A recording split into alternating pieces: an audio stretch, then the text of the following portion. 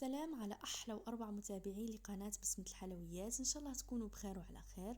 لا فيديو تاع اليوم ولا الوصفه تاع اليوم هي عباره عن مملحات، هي عباره عن فطائر محشيه، خبيزات محشيين بعجينه قطنيه تجي بزاف بزاف طريه وهشيشه كما راكم تلاحظوا.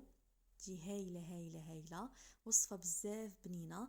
نتمنى انكم تجربوها. اذا عجبتكم لا فيديو ما تبخلوش عليا بالجيم. لاول مره يشوف لا فيديو تاعنا ما ينساش الاشتراك في القناه بالضغط على الزر الاحمر وتفعيل الجرس بيوصلكم كل جديد. ونروحوا نحضروا الفطائر الرائعه تاعنا.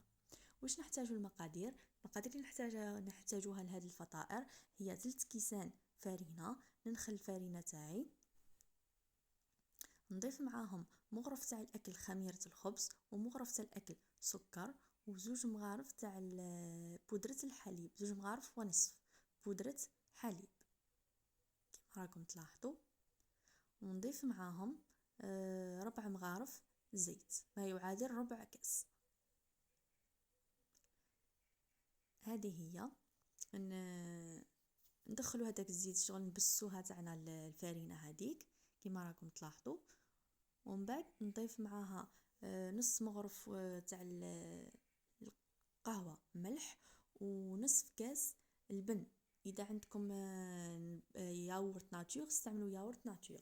نفس الكاس تاع اللي حطيت به البن هنكمل نحط الماء اللي لازم يكون دافي، ونجمع العجينه تاعي حتى نتحصلوا على عجينه طريه. نعجنها شويه واحد 10 دقائق هكاك، ومن بعد نحطوها ونغطيوها ونخليوها حتى يتضاعف الحجم تاعها تخمر معايا. ونرجعوا ليها في الوقت هذا نروحوا مع بعض نحضروا الحشوه اللي حنحشي بها. في مقله حطيت شويه زيت، بصله مرابيه محكوكه، نزيد معاها شويه ملح باه تدبل البصله تاعي وندبلها مليح. فلفل، هذوما التوابل اللي استعملت ملح وفلفل، نتبلها مليح حتى تدبل معايا هذيك البصله. نجيب نحط عليها فيونداشي ولا بولياشي ولا كيما تحبوا طون، كيما تحبوا ديروا صوص طوماط ومن بعد زيدوا عليها الطون. الحشوه اختياريه. نضيف الملح والفلفل للحم تاعي، ومن بعد نضيفو مغرف تاع القهوه طماطم مصبره نقليها مليح مع اللحم تاعي. ومن بعد نضيف حبه ولا زوج حبات اللي عادو صغار طماطم مع زوج سنينات توم كبار، ونخليها طيب تاعي الطماطم. وهذه هي الحشوه تكون جاهزه. بعد ما خمرت لي العجينه تاعي كما راكم تلاحظوا، نيجي نديرو الخبيزات تاعنا. هنا نشكل الخبيزات تاعي تجي عجينه طريه طريه وهشيشه، تجي هايله هايله كما راكم تلاحظوا. نشكل الخبيزات تاعي هاهم هنا. بعد ما شكلتهم يخرجوا لك واحد 8 من 8 ل 10 خبيزات بهذه المقادير. نغطيهم ونخليهم يرتاحوا 10 دقائق هكاك، ونبداو نشكلوا في الخبيزات تاعنا. ندهنوا البلاطو، ندهنوا البلان دو طرافاي تاعنا بشويه زيت باه ما تلصقش معنا، ونبداو نشكلوا الخبيزات تاعي. نطرحهم كما راكم تلاحظوا. ومن بعد هنا جاوني 8 خبيزات، حكمت قسمت الوحده على 8 باه يجيو كامل قد بعضهم الحشوه.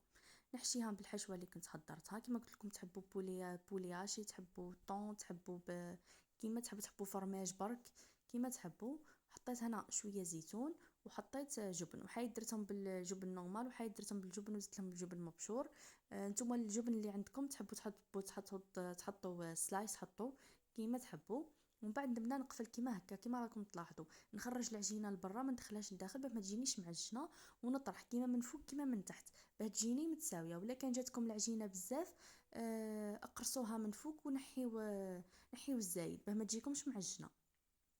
هذه هي نطرحها متساويه كي من تحت كيما من الجهتين نفس السمك كيما راكم تلاحظوا بهذه الطريقه. تكون المقله تاعي سخنتها ونحطها على المقله تاعي. شوفوا العجينه كيفاه منبله تجي هايله هايله هايله. نخليها طيب على الوجه الاول ونقلبها على الجهه الثانيه.